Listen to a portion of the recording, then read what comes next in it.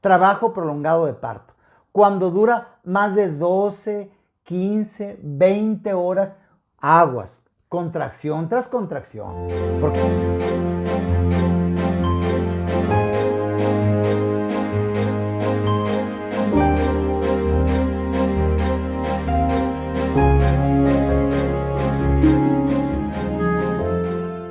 ¿Qué tal? Buen día. Soy el doctor Alfonso Castro, ¿sí? Me dedico a la neurología pediátrica desde hace más de 40 años, atendiendo a algunos de sus hijos con necesidades especiales. Como ustedes saben, estamos en temporada de riesgo, estamos en factores de riesgo. Hace 2 semanas les hablé de generalidad de factores de riesgo. La semana pasada hablamos de factores de riesgo prenatales. El día de hoy hablaremos de perinatales. Alrededor de, naté, nacimiento, alrededor del nacimiento. Este periodo empieza desde 8 a 15 días antes del parto, embarazos, del parto, cesárea, lo que sea, 8 a 15 días, hasta lo que es el puerperio, conocido popularmente como la cuarentena.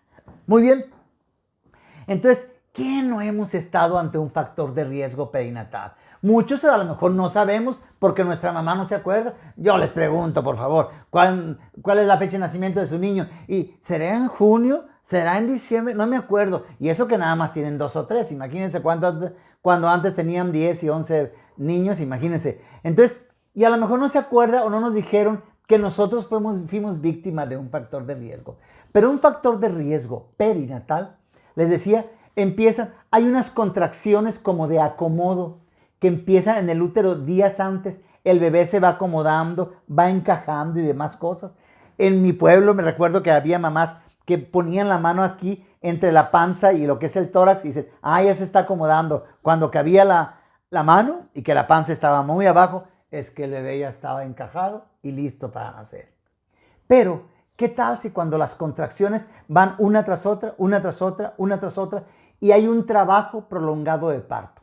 Primer factor de riesgo, trabajo prolongado de parto. Cuando dura más de 12, 15, 20 horas, aguas, contracción tras contracción. Porque hay mamás que me dicen, no, sí, yo duré 1 semana, duré 5 días. Sí, pero tenía una contracción al día, por ejemplo. O cada 12 horas. No, es cuando ya empezó la dilatación, el doctor hace esto y mide la dilatación del cérvix, del cuello de la matriz. Y el trabajo prolongado de parto nos puede dar un sufrimiento fetal. El sufrimiento fetal es otro factor de riesgo. ¿Por qué? Porque o se tardó mucho en nacer, el bebé venía enredado en el cordón del cuello, venía atravesado y no se dieron cuenta hasta la hora de nacer, venía sentado, ¿sí?, y no pudo nacer, sacó primero una piernita después de que se rompió el saco amniótico y la placenta y no puede nacer, ¿sí? Definitivamente. O al nacer con todas las de la ley, el bebé broncoaspiró, tragó líquido amniótico y se viene ahogando. Todo es en sufrimiento fetal. Y como les dije en la cápsula anterior, va junto con pegado.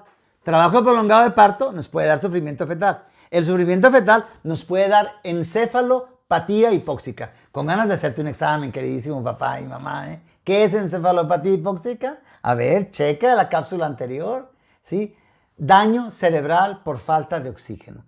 Alteración cerebral por falta de oxígeno. Entonces llevamos 3. Trabajo prolongado de parto, sufrimiento fetal, encefalopatía hipóxica.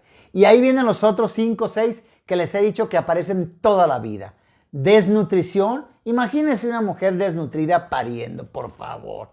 Infecciones, traumatismos, tumoraciones, tratamientos, todos ellos son factores de riesgo.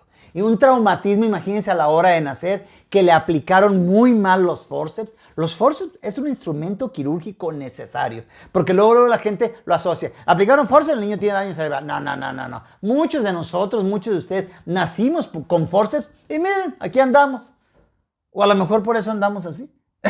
Entonces, definitivamente un traumatismo, o se cae el niño, esos niños que recogen del bote de basura, y porque se les fue con la placenta y demás cosas, son traumatismos. Entonces, todos esos son factores de riesgo, ¿sí? Va de nuevo, desnutrición, infecciones, imagínense una madre con gonorrea, con sífilis, con una infección directa. Estoy hablando a la hora del parto, ¿sí?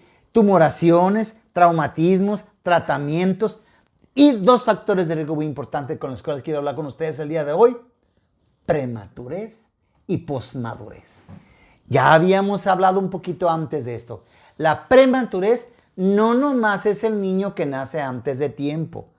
En cuanto a tiempo, es aquel niño que nace, cierto, antes de las 37 semanas, ¿sí? Alrededor de los 7 meses o antes. Obviamente, si nace a los 6, peor. Si nace a los 5, peor todavía, ¿sí? Pero hay niños que sobreviven a los 5 meses de haber nacido. Otra es niños que nacen con buen peso, nacen con buena talla, nacen a los 9 meses, pero con inmadurez neurológica. Inmadurez neurológica es que el niño no responde como debe de responder un recién nacido. Hay 5 reflejos que pudiéramos decir que se me ocurre. Un día de estos voy a hablar de los reflejos arcaicos. Reflejos arcaicos o reflejos neonatales son reflejos que el bebé tiene al momento del nacimiento.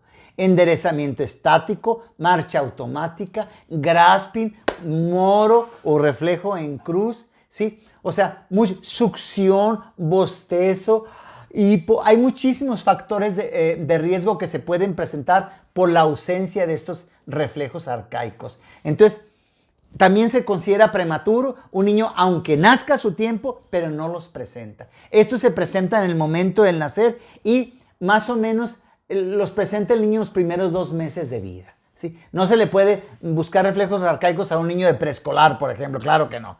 Ok, entonces vamos a ver. Prematurez. Nace antes de tiempo, nace inmaduro o bajo de peso y de talla. Nació a su tiempo, presenta los reflejos, pero es un niño microsómico. Microsómico es una talla pequeña, un producto pequeño. Cuando es grande se dice macrosómico. Pero la prematurez también se mide por la microsomía, un producto pequeño que pesa muy poquito y mide muy poquito. Y la posmadurez, al revés, ni tanto que queme al santo, ni tanto que no lo alumbre. La posmadurez es cuando nace después de las 42 semanas. El líquido amniótico se empieza a hacer verdoso, ¿sí? Hay meconio porque el bebé empieza a hacerse popó dentro del líquido amniótico. Y el bebé, como quien dice, se pasa de tueste. Nace todo arrugadito, choridito y demás cosas por tanto tiempo en el líquido amniótico. Y también es un factor de riesgo. Otro factor de riesgo perinatal es la multiparidad. La multiparidad se mide de 2 puntos de vista. O ha parido muchas veces se requiere después de 3 o 4 embarazos y partos. O en un solo parto se aventó varios. Hubo 3, 4, 5. O sea, trillizos, cuatrillizos, quintillizos. O sea, tuvo muchos. La multiparidad es un factor de riesgo. Óiganme, si un bebé le cuesta trabajo ser oxigenado durante 9 meses, en el que el útero, la matriz, de medir 7 centímetros, llega a medir 54 centímetros dentro de ti. Imagínate ahora dentro de eso estar 3 chiquillos, 4 niños, 5 niños. Definitivamente es un factor de riesgo. Luego, otro factor de riesgo es el periodo intergestacional menor. O sea, se requiere, de acuerdo a las reglas de los obstetras, de los ginecólogos, mínimo 1 año para el próximo embarazo. Y ustedes saben que hay señoras que a los 9, 10 meses ya están pariendo otra vez. Es un factor de riesgo, ¿sí? Otro factor de riesgo es problemas de la placenta.